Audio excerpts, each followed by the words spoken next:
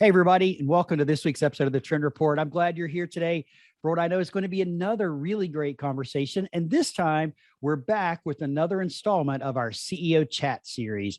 And I'm really excited to welcome the president and CEO of Indiana Furniture, Max Verkamp, to the podcast today. Hey, Max, how are you?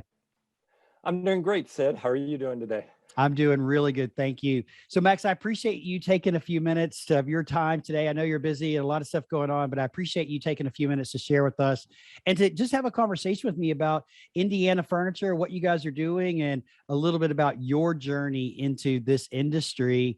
You and I had the opportunity to meet on Spring Breakout, which was a really fun event. We met at the Atlanta location, and I would love it if you would take just a second and truly introduce yourself to our community. Sure. And first off, thank you for having me on this podcast. I really appreciate the opportunity to sit down and talk to you a little bit about myself and Indiana Furniture.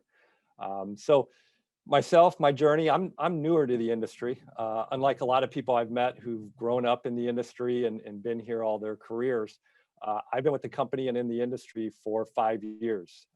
Prior to that, I had spent 24 years in the kitchen and bath industry, working for a kitchen and bath manufacturer, and had served a variety of roles in that 24 years, lived in different cities outside of Jasper, Indiana. I lived in Cincinnati, Ohio, Atlanta, Georgia, and did a lot of sales, marketing, IT, operations roles over that 24 years, and really gave me an opportunity to experience a lot of things. But then when this opportunity came up at Indiana Furniture about 5 years ago, decided to throw my hat in the ring and see what would happen. And I was fortunate enough to be selected to take over the reins here at Indiana Furniture and make the move from kitchen and bath over to commercial office furniture.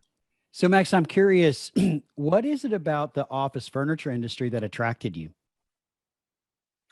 There are a couple things, honestly. One is Indiana Furniture is a very good, long company with a lot of longevity. We've been around 116 years. So we were founded here in Jasper in 1905. So it's a company that had a lot of history. Very solid company. I knew some people here that worked here, people that I had gone to school with. Having grown up here in Jasper, I knew a number of the people and really felt like it was a good place for me to land. And the office furniture industry actually had some similarities with the kitchen and bath industry. Both industries are heavily based upon a dealer network. And having had experience working with independent dealers in the marketplace, I thought I could bring that skill set into Indiana Furniture, which would help me succeed, as well as maybe there's some things I learned over there that could be helpful with Indiana Furniture. So being someone that's not that familiar with the kitchen and bath industry, I appreciate the parallel working with independent dealers. Obviously, we're both in manufacturing, so there are some similarities. You know, I'm really curious as to best practices that you've seen in kitchen and bath that you've actually brought over to our industry or specifically to Indiana. I think one of the things that I saw over there is really becoming intimate with your dealers and understanding their business and what are they trying to achieve, because they have a lot of challenges that from a manufacturing point of view we don't necessarily see every day. So it's ensuring that at Indiana Furniture, we're understanding those complexities for our dealer, and are we easy to do business with. So finding ways where we may have to adjust how we work internally to make it a little easier for the dealer. And I think that Indiana Furniture had a lot of core competencies around working with our dealers, high service levels, but it was ensuring that are we keeping up with what they need in order to provide this service they look from a partner. And I think just changing and ensuring that that mindset stays part of Indiana Furniture is something that I brought over with me, because when you have those great dealer relationships and they know they can pick up the phone and give you a call and you're going to be there to support them, that makes a big difference to them. And that was something we really wanted to continue here at Indiana Furniture. Yeah, that's great. So Max, 5 years you've been at Indiana. And of course, I'm old enough and have been in the industry long enough that I remember when you were Indiana Desk, right? Way back in the day. Were you part of the rebranding from Indiana Desk over to Indiana Furniture? No, I was not. They had Okay. already rebranded. But one of the things, interesting enough, is one of the first things I did when I joined the company, I wanted to get out in the field and understand what uh, dealers and end users, what was their perception of Indiana Furniture? What did they think? Um, a lot of them still thought of us as that Indiana Desk. Mhm. They really had, that has both good and negative connotations, because as a company, we've really tried to get out of that perception that all we are is a wood veneer private office Mhm. case goods. Yep. And, that is something that has been a challenge for us. The good perceptions were, hey, you're good to work with, you have good service levels, some core competencies. But from the product side, I really got this perception that, yeah, you're just not relevant enough in that anymore. And so that was one thing that we've really focused on over the last few years, is ensuring our product is more relevant, our marketing tools, our marketing images, all of those things are more relevant to what dealers and end users are looking for. And that's where we've really challenged the organization in 5 years to speed up that product development process, get better in the marketing area, because we needed people to take a fresh look at Indiana Furniture from what their perception was a decade ago or 15 years ago, whatever it might be. Mhm. So I love the fact, and I'll applaud you for this because I don't know that a lot of people actually do this, and I'm sure there are some that do. So if you did this, and I'm saying this, please don't be offended. I'm generalizing here, okay? But you came in new to our industry from the kitchen and bath. Though you've been familiar with our industry, you knew the parallels that existed between the two, but you actually took the time to go out into the marketplace and meet with your customer, the dealer, and then their customer, the end user, to learn more about the company's brand, what you're doing right, what you could do better, and really embrace that voice of your customer. And I applaud you for doing that, because I think so many times we get caught up in product development and manufacturing and quick ship programs and spiff programs and all these different things, and we actually forget to listen to our customer, the person that's actually experiencing our brand on a regular basis. And I think that's the key, is the listening. And too many people make assumptions on what the market might be telling them. Also, you get too many filters sometime between the field and, me sitting here in Jasper, and the different layers of people will all have their little biases or opinions that come into what information might be shared with you. And so for me, that is something that anytime I've been in a new position, I've always tried to go talk to my key stakeholders, because that's very important to understand the challenges they're facing. So Mhm. when I rolled in or came into this role, not only did I go out into the field, but I also sat down with key people throughout Indiana Furniture to understand what their challenges were, because obviously every company has internal challenges as well as Mhm. external challenges. So I really tried to uh, listen, hear what they have to say, what can I influence or impact, what may be higher priorities. And that's something that I've tried to continue to do even over these last 5 years. Even implemented a program where I quarterly, and during COVID we suspended it, but quarterly, I'll go to each facility, sit down with some of the production members, and have a little, I bring in muffins and juice, and we sit down for 45 minutes, and there's no supervisors or managers in there. I just want to hear what they have to say, because I think it's important for me to get their perspective on how, or from an employee perspective, what do they think of the company? Sure. And that is so powerful right there, because I'm a big proponent of leaders, as I call it out, and I'll frame it this way: leading from the back. And what I mean by that is giving your people a voice and giving a diverse group of people in your organization the opportunity to tell you how they feel, what they see, areas of improvement, and things that they see to really impact the trajectory or the growth of your business. And by meeting with production staff with juice and coffee, with no manager present, so they feel safe to share their insights without, anything happening, if you will. They feel safe to do that. I think it is so important, and I would encourage any leader to do that type of thing, because at the end of the day, all it does is your people are your greatest asset, and your people help your business grow. Even the people in the production plant or in the field have knowledge and insights that you as a leader likely want to hear and to know. Yeah, absolutely, because they're doing the jobs. They are closest to the work being Mhm. done each and every day. And a lot of times they have the best solutions on how to improve the process or improve the product or whatever it might be. And you know, I know a lot of places have suggestion boards or what have you. But what we've done is we've made it a concerted effort to get employees to be putting those in. And even if that suggestion, we require managers to get back to the employees that put in a suggestion on every suggestion to say, yes, this is being changed. We're going to do it. Great idea. Or we can't, but here's why. Because what we want to close that communication loop so that employees continue to feed us information. And if they know they're going to get a response, they're more likely to keep feeding us information. Yeah, I love that. You're empowering your people, right? You're closing the loop. They submit a Absolutely. suggestion. You go back to them and say, hey, here's why we're going to do it. And this, or here's maybe a modification, or better yet, here's why we can't do it. But you always close the loop so they know that their voice has been heard.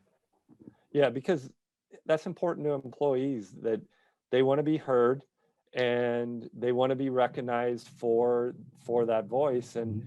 once we get back to them, they may not always like our answer, Sure. but at least they know we respected them enough to come back to them with an answer. Mhm. Absolutely. Absolutely. So, Max, you came into the industry just a few years before the last 18 months. And we're on this big high, business is booming, everybody's happy. I mean, money's falling off of trees, kind of jokingly saying that, but I mean, business Yep. is really good in our industry. And then boom, the lockdown happens, and all businesses, I mean, every business in our industry, every aspect of the supply chain, all the way to the dealer, to the installer, were impacted by what's been happening over the last 15, 18 months. Talk to me just a little bit about your view on the future of our industry, because I do believe our industry is changing.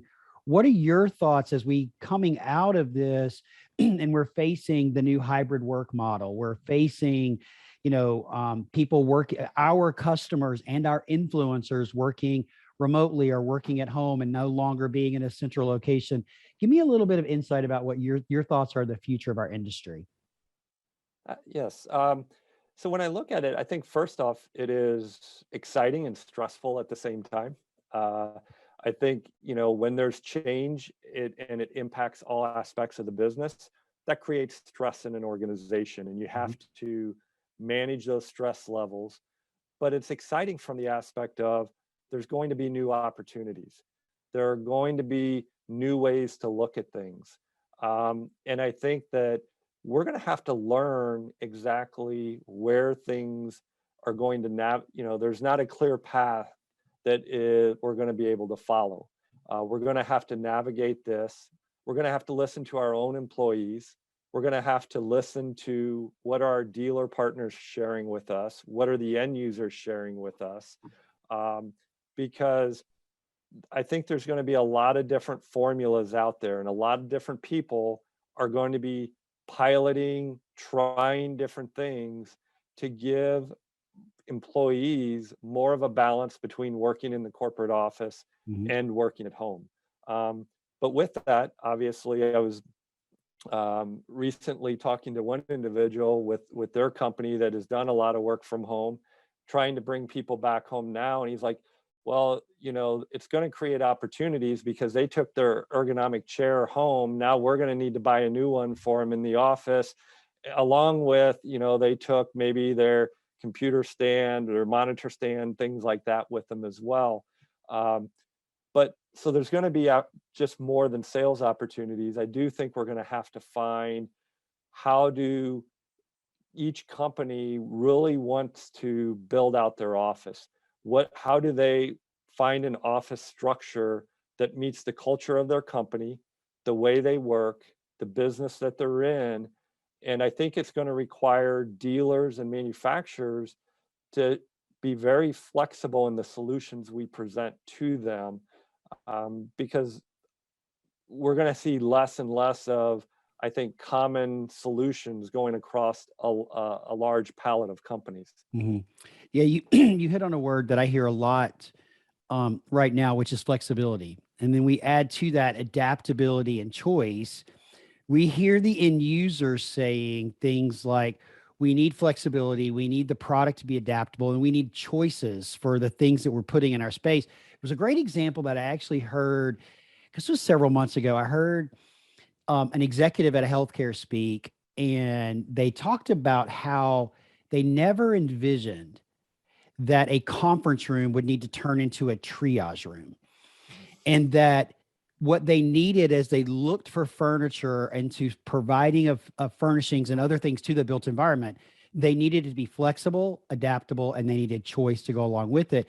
And it sounds like you're embracing some of those as well, and you're hearing that feedback as well from your customers. Because I do agree, Max, everybody, there's no clear path that says every company is going to do this, right? I think they're all going to try Right. different things, and maybe we'll come to a consensus at some point in the future. Yeah, I almost feel like there's a lot of ideas being tossed around. It's almost like a lot of things are being thrown into the blender and just mixed up, and trying to figure out what is going to really come out. And that, as a manufacturer, that's where we've got to listen, and Yeah. we got to be astute to what, like I said, the dealers, the end users, what are some of the thought leaders out there? What are they saying? What are they seeing? What is the real estate companies? What are they talking about? So listening and then acting fast and quickly to put solutions in place are going to be the keys, and how companies are going to be able to be successful. Well, and you bring up some other things that I really like, which is listening as a coach. That's one of the skills they teach you in coaching, right? Is your ability to listen. And what I've learned through my journey of becoming a coach and coaching now for the last 4 years is it is often the single most important skill that we have, but so many of us don't actually develop it. And so many of us don't actually do it because we've been taught as salespeople. And I'm guilty of this, right? I was taught as a salesperson to listen to respond rather than listen to understand, and realizing that listening is more than just hearing you. It's actually all the visual cues. It's as much nonverbal communication as it is verbal communication. Absolutely, because a lot of times what I'll try to do is listen to what they're saying and then ask questions to understand it better. And I think that is a key to really drive into and find the right solution, because sometimes we'll hear something and it may not be exactly what that customer means to tell you until you ask a few more questions, and then you get a better, fuller understanding of what their problem is, and you can find that best solution rather Mhm. than maybe an okay solution for them. That's awesome. And I appreciate you highlighting listening because I think it's so important, right? But I want to draw to that listening. You guys, in the last year, couple of years, you actually went out and you partnered with Edge Design. So is that something that came from feedback that you got from the dealer A&D community or end user community, where you listened to them and then went and did something different? Um, the genesis really did come from listening, because one of the things we heard was that our soft seating, our seating offering, was really lacking, and we Mhm. really needed to make that more relevant. And when we looked at the organization as a whole, we really felt like if we had to go through the entire product design piece by piece, we would never get there to where we needed to do. So we decided we would look at, can we look at a partnership? And we figured that Europe would be a good place to look for on the seating side, because a lot of US seating is influenced by designs that come from Europe. So we were fortunate. We had looked at a couple companies, and INDEAL, one of our partners, actually brought to us Edge Design and said, hey, Edge Design is looking to find a partner in the US. Would you be interested in maybe talking to them? And we thought it'd be a great opportunity. So we started that dialogue, and they came here to Jasper, checked us out. We went to England and checked them out to make sure that not just the product was right, but was this going to be a company that we could really work with? And that could it be someone we felt like we could have a long-term partnership, because this wasn't something we wanted as short-term, just get some products in our line. We felt like this could be an opportunity long-term. So we created a partnership where we're able to license all of their seating products here in North America, and then we manufacture those in our facilities so that we get all of our quality built in, our lead times, the fabric selections, US fabric selections. So we launched it right before COVID. So we got a little bit slower start than we anticipated, but overall it's been a very successful launch. We're going to be coming out with some more products later this year from that line, but our goal is to continually just work with them and say, hey, we'd like to take a couple of these products in the line. Then we'd start manufacturing them here, and it's really made our seating offering much more relevant. And we've actually found in some cases where, because of our seating, we're now getting case good orders, which for us is great. We love to make case goods, but wouldn't have been the case just a couple years ago. Sure. You've really rounded out your product offering to make it easier for the dealer to furnish spaces within the workplace. So that's great. And I love that I'm going to reframe what you just said about Edge Design a little bit. You actually simplified and Americanized, if you will, European product. So you made it available in US dimensions, US fabrics, US manufacturing, our lead times. You didn't say, hey, we've got this product, now we've got a 15 or 14 or 12 or whatever week lead time it is, and we have to use their fabrics and their upholstery and their finishes. And yeah, it doesn't match, but it's really close. You actually went into true licensing with it to really make it an integral part of your brand, but leveraging the designs created in Europe. And we all know that we do love European design products. Yeah. Well said, Sid. And I think that has been just a key for us to continue to see our seating area, which is our fastest growing area, to really help us to explode that growth that we're seeing there. Yeah, we all need places to sit. And now we hear the talk of collaboration company, more and more and more. And I think there's I believe there's going to be a huge increase in the specification of seating in a variety of applications to allow people to meet where they want to and to work where they want to inside the workplace. And seating plays a major role in that. Yes, it does. And a lot of the seating we've been bringing in from Edge Design fits that exact need. So it fits the collaborative spaces where people can gather, where they can innovate, where they can work. We've got other pieces that are more for private areas where that person just wants to kind of get away from everyone else. And so we really feel like that's what we're looking at when we look at Edge Design. We're really focused on, okay, what do we want to bring in next? On where do we feel like we have a gap in our product line, that we see a need in the marketplace, and then we plug that. So we're still doing product development on our own outside of what Edge Design brings, but it's just really been able to accelerate for us, bringing product to market much quicker. That's awesome. So give us a glimpse, Max, into the future a little bit. Like, share with us some things happening at Indiana Furniture. I need to be able to ensure that I can say the full name, or your marketing person is going to reach out to me and say, Sid, it's Indiana Furniture, not Indiana. So my apologies. She may not want you to post the podcast if I'm not saying it right. Did I tell you that? Please tell me her name, because I've totally lost her name at this very moment. Our marketing director is Paula Schmidt. Okay, yeah. So Paula pulled me aside at Spring Breakout, And I did refer to you as Indiana. And she goes, Sid, it's Indiana Furniture. And I went, oh, I'm so sorry. I'm so sorry. But just one of those memories, hey, even people like me need to be corrected from time to time. So, but give us a glimpse into the future of Indiana Furniture. What's happening with you guys and where are you headed? Sure. So really, this is an exciting year for us. We've announced that we're going to be doing a 165,000 square foot expansion to one of our current facilities. And we're going to be exiting two of our older facilities. One of them is actually the original building in which Indiana Furniture was founded back in 1905. That had been added on over the years, but it's a 4-story brick building.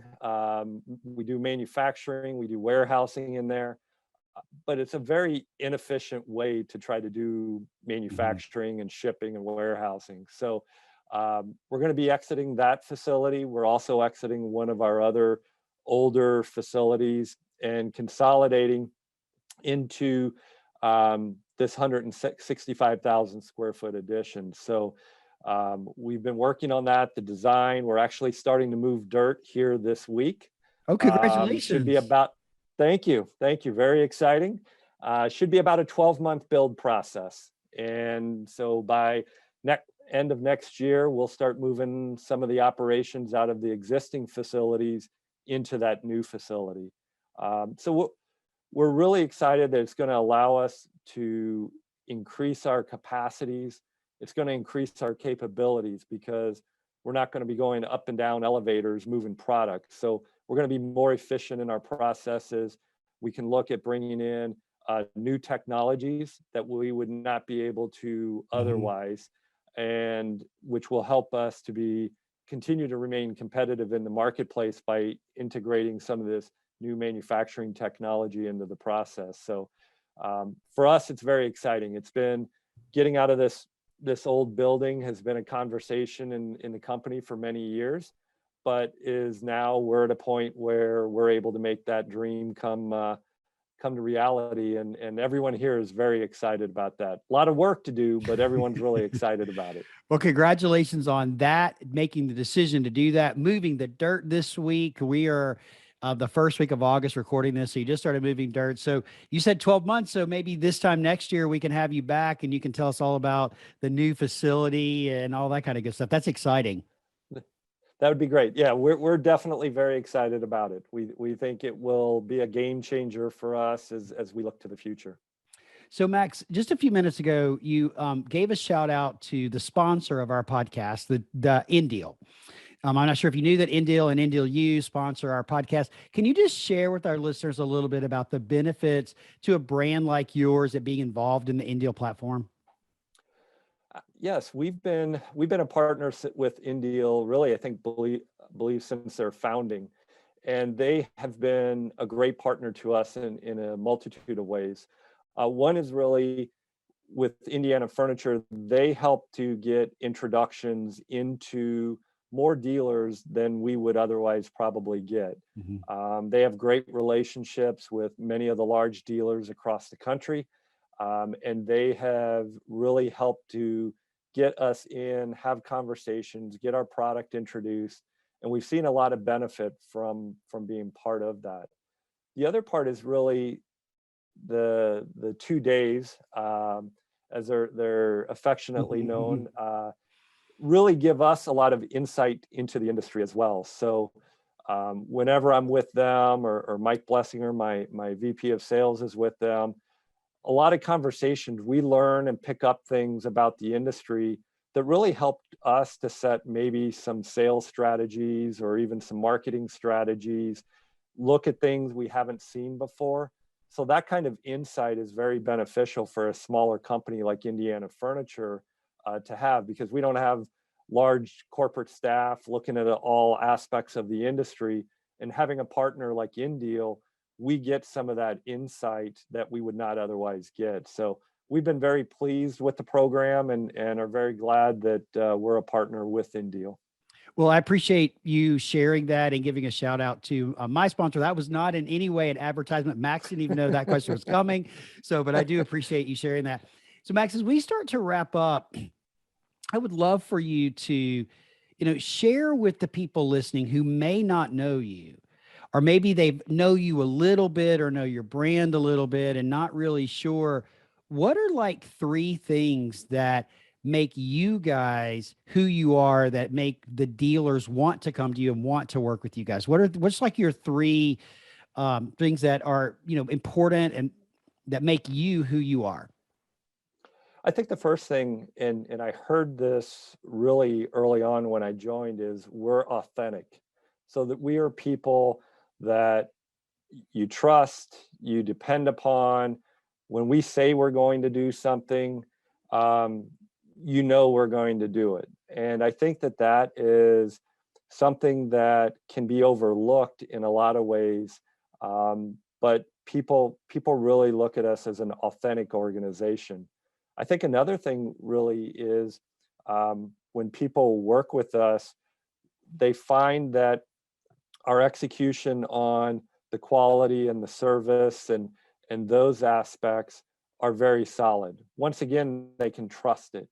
And when I mentioned earlier, when I went out on my listening tour, so to speak, people talked about our core competencies being very good.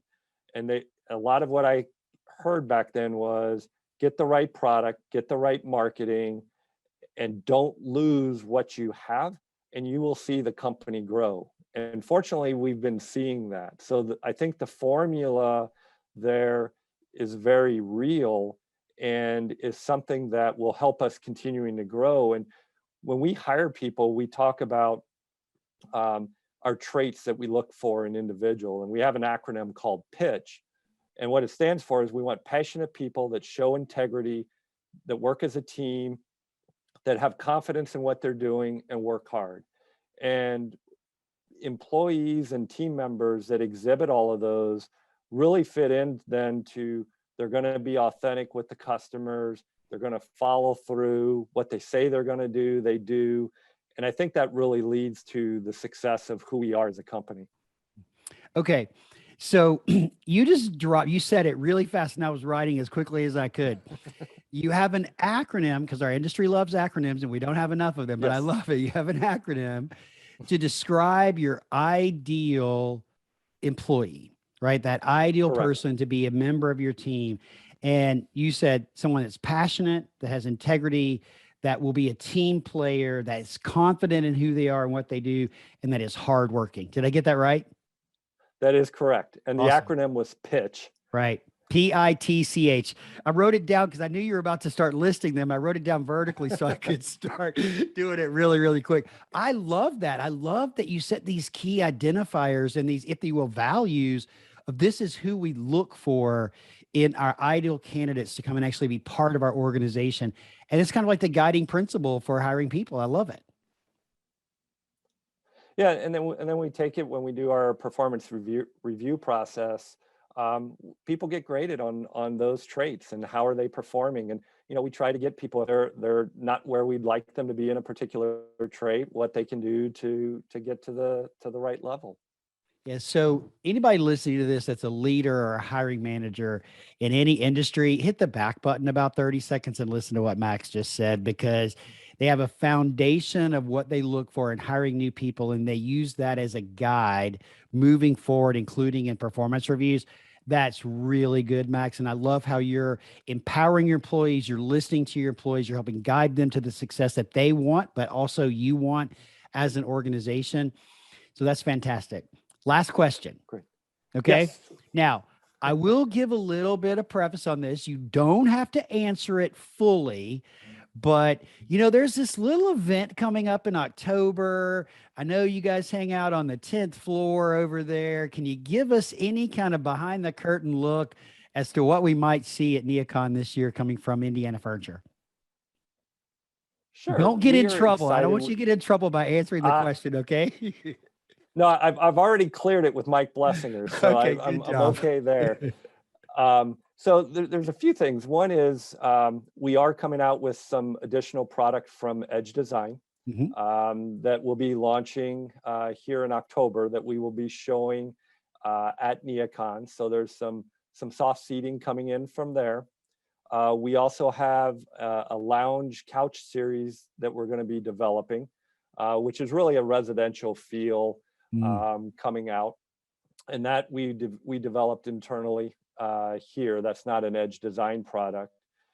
And a couple other things just to highlight. With no NeoCon last year and COVID and disruption, there were a couple product introductions that we came out with last year that were scheduled to get introduced at NeoCon last year that we're going to re-highlight. One of them is our iconic brand, which is a mid-century case good line that we are really has flexibility. It can be used in ancillary areas, private office, open office, but great look, some really unique design features.